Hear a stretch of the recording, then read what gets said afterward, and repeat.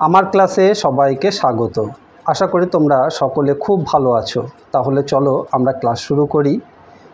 আজ আমরা ক্লাস 5-এর আমার গণিতের 126 পৃষ্ঠার অঙ্কগুলো সমাধান করব।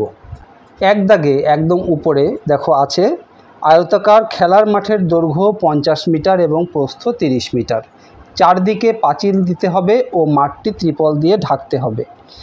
কতটা পাঁচিল দেব, কিভাবে হিসাব করব, কতটা ত্রিপল লাগবে, কিভাবে খুঁজব। দেখো কতটা পাঁচিল দেব, এটি করতে গেলে আমাদের কি করতে হবে, আমরা আয়তাকার মাঠের পরিসীমা বের করা শিখে গেছি। সেটি নির্ণয় করলেই কিন্তু আমাদের এই মাঠের কতটুকু পাঁচিল দিতে হবে সেটুকু আমরা পেয়ে যাব। আর কতটুকু ত্রিপল লাগবে, অর্থাৎ মাঠটি কতখানি জায়গা দখল করে আছে সেটি যদি আমরা বের করতে চাই তাহলে আমাদের মাঠটির ক্ষেত্রফল নির্ণয় করতে হবে। ক্ষেত্রফল নির্ণয় করাও আমরা শিখে গেছি, তার সূত্র আমরা জেনেছি। চলো দেখি কিভাবে এখানে করেছে। দেখো পরিসীমা বের করেছে কি করে, আমরা আগে জেনেছি পরিসীমা বের করতে গেলে 2 গুণ দৈর্ঘ্য যোগ প্রস্থ, এটি করলেই আমরা পরিসীমা পাবো।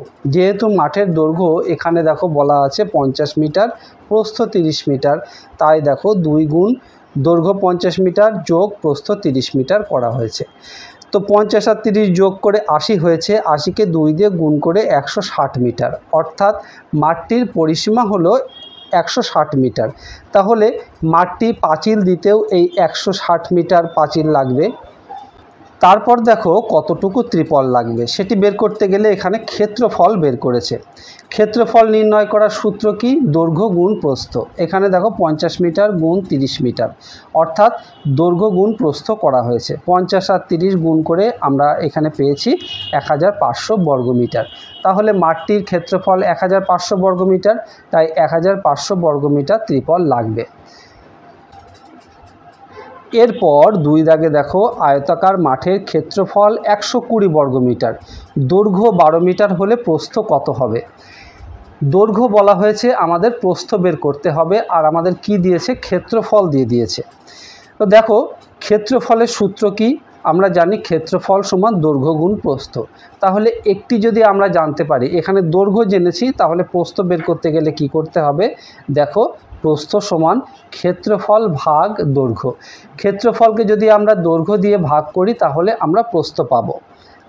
তাই দেখো এখানে 120 বর্গমিটার, এই 120 বর্গমিটারকে 12 দিয়ে ভাগ করে উত্তর কত হয়েছে, 10 মিটার। তাই এই আয়তাকার ক্ষেত্রের প্রস্থ হয়েছে 10 মিটার। এখানে যেভাবে আমরা প্রস্থ বের করেছি সেইভাবে যদি আমাদেরকে দৈর্ঘ্য বের করতে বলা হয় তাহলে কিন্তু এই সূত্র কাজে লাগিয়ে আমরা দৈর্ঘ্য বের করতে পারবো। একই রকম দৈর্ঘ্য জানা থাকলে আমরা প্রস্থ বের করতে পারবো, আবার প্রস্থ জানা থাকলে কিন্তু দৈর্ঘ্যও বের করতে পারবো। দৈর্ঘ্য বের করতে গেলে আমাদের কি করতে হবে, ক্ষেত্রফলকে প্রস্থ দিয়ে ভাগ করতে হবে। তারপর দেখো এখানে একটি ছক দেওয়া হয়েছে, অর্থাৎ চার্ট দেওয়া হয়েছে। এই চার্টটি আমাদের পূরণ করতে হবে। দেখো এখানে দৈর্ঘ্য বলা হয়েছে, প্রস্থ বলা হয়েছে, ক্ষেত্রফল কত সেটি আমাদের নির্ণয় করতে হবে। দৈর্ঘ্য 50 মিটার, প্রস্থ 20 মিটার, তাহলে ক্ষেত্রফল কত, দৈর্ঘ্য গুণ প্রস্থ করলে আমরা পাবো 5 দুগুণে 10, আর তার জন্য 2 শূন্য, এখানে 2 শূন্য আছে তাই 2 শূন্য, অর্থাৎ 1000 বর্গমিটার। এটি হবে বর্গমিটার। কখনোই কিন্তু এই জিনিসটা ভুল করো না, ক্ষেত্রফলের ক্ষেত্রে সবসময় বর্গ কথাটি কিন্তু লিখবে, আর যে একক দেয়া থাকবে সেই এককটি আমাদের লিখতে হবে। এখানে যেহেতু মিটার আছে তাই মিটার লিখলাম। তারপরে দেখো প্রস্থ বলা হয়েছে 30 সেন্টিমিটার আর ক্ষেত্রফল বলা হয়েছে 1200 বর্গ সেন্টিমিটার। তাহলে আমাদের দৈর্ঘ্য বের করতে হবে। কি করে আমরা দৈর্ঘ্য বের করব, এই যে এই সূত্রটিকে কাজে লাগিয়ে ক্ষেত্রফলকে আমরা প্রস্থ দিয়ে ভাগ করব। 1200কে যদি আমরা 30 দিয়ে ভাগ করি কত পাবো, 40 সেমি, অর্থাৎ সেন্টিমিটার। তাহলে আমরা দৈর্ঘ্য কত পেলাম, 40 সেন্টিমিটার।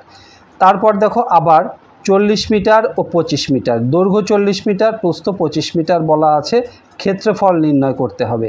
এটি অবশ্যই তোমরা পারবে, যেহেতু তোমরা শিখে গেছো, তাহলে এটি আর আমি করে দেব না, এটি তোমরা করো। তারপর দেখো আবার এই 1260 বর্গমিটার দেওয়া আছে ক্ষেত্রফল, দৈর্ঘ্য দেওয়া আছে 60 মিটার, আমাদেরকে প্রস্থ বের করতে হবে। কি তোমরা পারবে তো? নিশ্চয়ই পারবে। তাই এটিও তোমরা করবে। যদি তোমরা পুরো ভিডিওটি ভালো করে লক্ষ্য করো তাহলে এটি নিশ্চয়ই তোমরা করতে পারবে। তাই এটি আর আমি করে দিলাম না। ভিডিওটি ভালো লাগলে অবশ্যই একটি লাইক করো আর তোমার বন্ধুদের মধ্যে শেয়ার করে দিও। তাহলে তোমার বন্ধুরাও কিন্তু এর থেকে শিখতে পারবে। আর এই রকম ভিডিও আবারও পেতে চাইলে চ্যানেলটি অবশ্যই সাবস্ক্রাইব করে রেখো। খুব ভালো থেকো। দেখা হবে আবার পরের ভিডিওতে। ধন্যবাদ।